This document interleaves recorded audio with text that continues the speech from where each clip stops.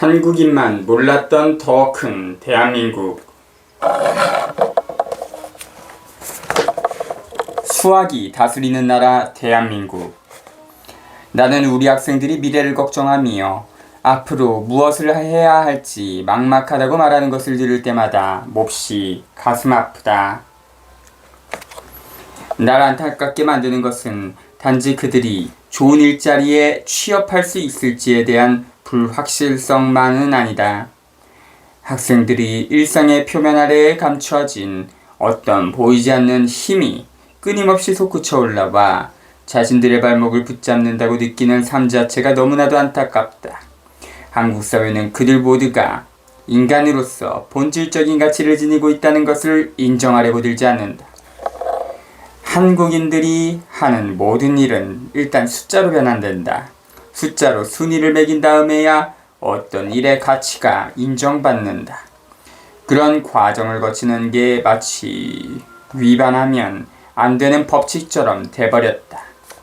한데 랭킹은 우리의 일상적 체험으로부터 멀리 떨어진 곳에 있는 어떤 객관적인 기준에 바탕을 둔 것이어야만 한다.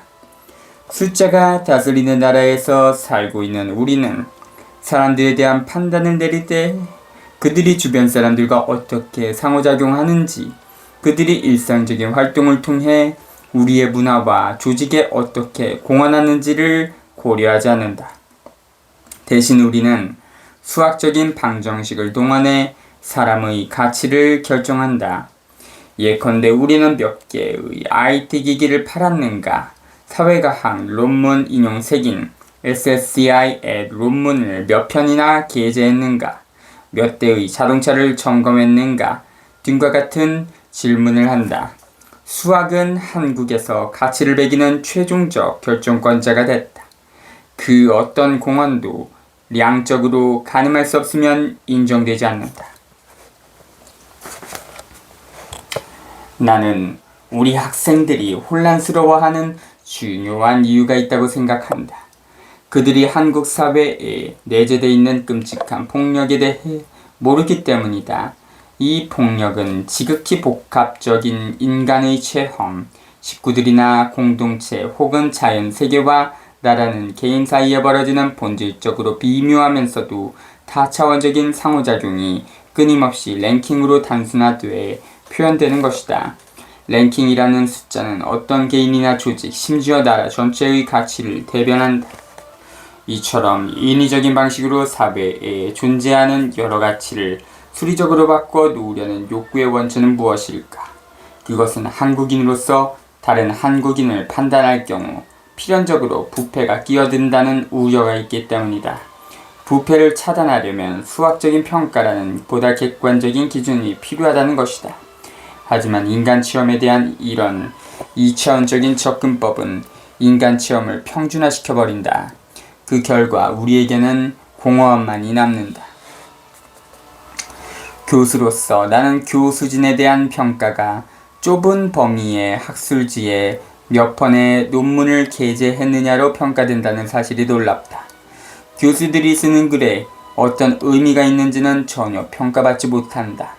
그들이 멘토, 동료, 시민, 작가 혹은 철학자로서 어떤 일을 하는지는 관심 밖이다.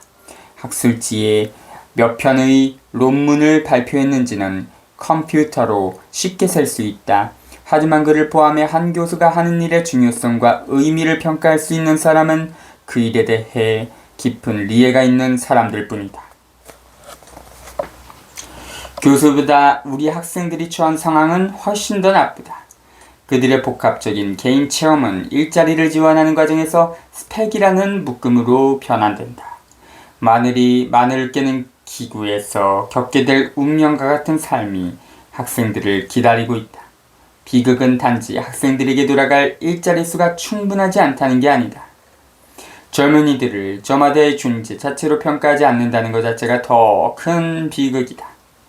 그들에게 척도에서 차지하는 숫자를 묻는 게 아니라 그들이 무엇을 추구하는지를 물어야 한다. 당신에게는 어떤 것들이 근본적인 가치입니까? 를 물어야 하는 것이다. 사람의 가치를 이해하는 복합적이고 뉘앙스가 있는 방식을 찾아내는 것은 가능하다. 하지만 이를 위해서는 사람을 화폐 단위로 정의하지 않는 사람과 사람의 관계를 만들어 나가야 한다. 모든 사람의 체험과 공헌을 온전히 평가하려면 사람들 사이의 장기적인 관계를 구축해야 한다. 한국 사회의 근본적인 인신론적 질서에서 최상의 자리를 차지하는 것은 경제다. 경제는 그저 국내 총생산, GDP나 이자율이나 수출 같은 숫자로 정의될 뿐이다. 그 다음 자리를 차지하고 있는 것은 기술이다. 하지만 기술의 중요성을 보여줄 때 우리가 사용하는 것은 매출이나 리윤이다. 역시 숫자다. 기술이 사회에 실제로 미치는 긍정적이거나 부정적인 영향은 중시되지 않는다. 문화는 질서 더미의 밑바닥에 깔려있다. 문화는 개인의 삶을 풍부하게 하는 활동이나 주말에 긴장을 푸는 휴식 정도로 인식된다. 사실 우리를 궁극적으로 정의하는 것은 문화다. 문화는 우리의 가치를 설정하며 우리의 삶에 의미를 부여한다. 우리가 통계에 집중하면서 미묘하거나 섬세하거나 어떤 때에는 모호하기까지 한 문화의 본질을 외면한다면 우리는 앞으로 더 빨리 갈 수 있겠지만 우리의 진로에 대한 통제력은 상실할 것이다. 또한 우리가 왜 거기로 가는지도 알 수 없게 될 것이다.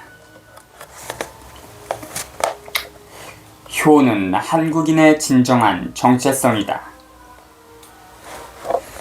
나는 한국인만 모르는 다른 대한민국을 쓸 때 한국의 전통문화 중 어느 부분이 한국의 미래 발전에 청사진 역할을 하게 될지 가늠해보느라 많은 시간을 보냈다. 특히 한국의 미래에 효도가 차지하게 될 가치에 대해서 한 챕터를 쓰기로 하고 계획까지 작성했다. 하지만 결국 그만두었다. 한국 친구들의 반응이 미적지근했기 때문이다. 한국 사람들은 효도가 의무라고 말하지만 딱히 효도에 열성을 보이지 않는다. 하지만 조선시대의 효도는 하나의 예외적인 태도가 아니었다. 효는 추상적인 도덕과 구체적인 실천 사이에 다리를 놓는 윤리체제의 핵심이었다. 효도는 또한 개인 영역과 공공 영역을 한데 묶어 지속가능한 정치 체제를 만들었다. 18세기 중국인들은 한국의 효도를 높이 평가했다. 중국인들은 연장자와 조상에 대한 한국인들의 공경심을 문명사회의 징표로 간주했던 것이다.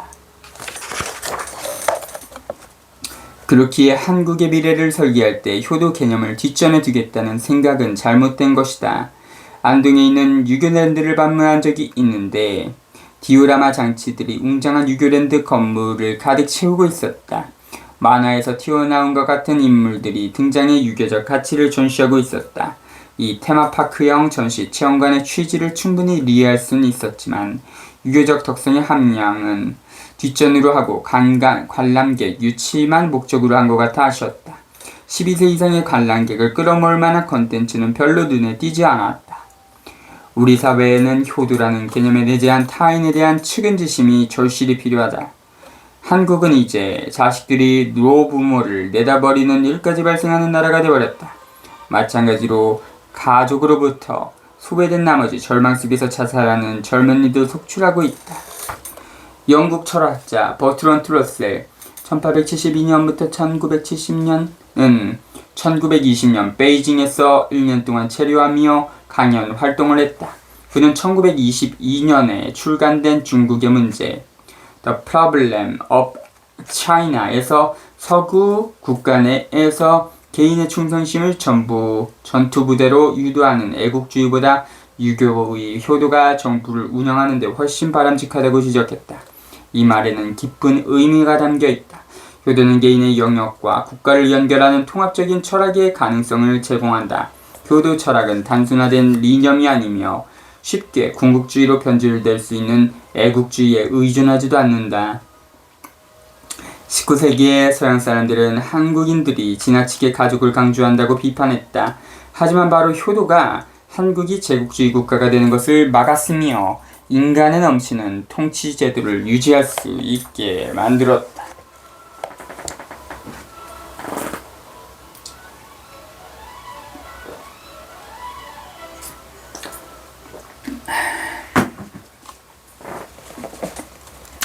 효도는 반드시 부흥시켜야 할 한국의 전통이다. 하지만 효도 전통을 부활하기 위해서는 무엇보다 효도를 완전히 새롭게 재해석해야 한다. 그래야 효도가 단지 추상적인 개념이 아니라 살아 숨쉬는 일상생활의 한 부분이 될 수 있다. 근본적으로 새로운 효도를 만들어내려면 상상력을 동원하는 게 필수다. 효도의 전통을 오늘에 맞게 재해석하려면 예술가와 작가, 그리고 보통 시민들과 함께 작업하는 지식인이 필요하다. 그러한 작업은 브랜드 추진위원회라든가 홍보 컨설턴트들이 수행할 수 있는 것이 아니다. 우선 효도는 여성에 대한 모든 편견에서 탈피해야 한다. 남성 우월주의를 중심에 둔 한국 사회의 유교 전통은 남녀 구별이 사라진 성중립적 태도로 바뀌어야 한다. 후손들이 추앙해야 할 조상에는 여성이 포함되어야 하며 여성은 제사 등 유교 의식에 남성과 동등한 방식으로 참가해야 한다. 전통을 개혁하는 데 실패하면 결과는 전통 자체의 소멸이다. 또한 우리는 효도를 도덕적인 의무뿐 아니라 자기 이해로 이르는 과정으로도 인식해야 한다. 효도는 우리가 가진 진정한 정체성의 핵심이다. 왜냐하면 비록 우리는 조상에 대해 잘 모르지만 조상들의 헌신이 낳은 산물이기 때문이다. 스토리텔링의 효도는 효도의 전통을 부흥시키는데 도움이 될 것이다. 부모가 조상에 대해 자녀에게 말해줌으로써 그들의 생각이나 몸의 구조 그리고 경험이 어떻게 지난 세대의 조상들과 연결되어 있는지 자녀들이 깨닫도록 해야 한다. 효도는 부모, 자식 관계를 통해 자기 리에 도달하게 된다고 주장하는 프로이트적 접근법과 유사하다. 하지만 효도는 보다 건설적인 심리학적 리에를 제공한다. 효도를 통해 자녀의 삶에서 부모가 차지하는 지극히 중요한 역할을 알 수 있다. 추상적인 과학적 분석이 아니라 어버이, 자녀 관계의 긍정적인 면을 강화하는 일상의 실천을 통해서다.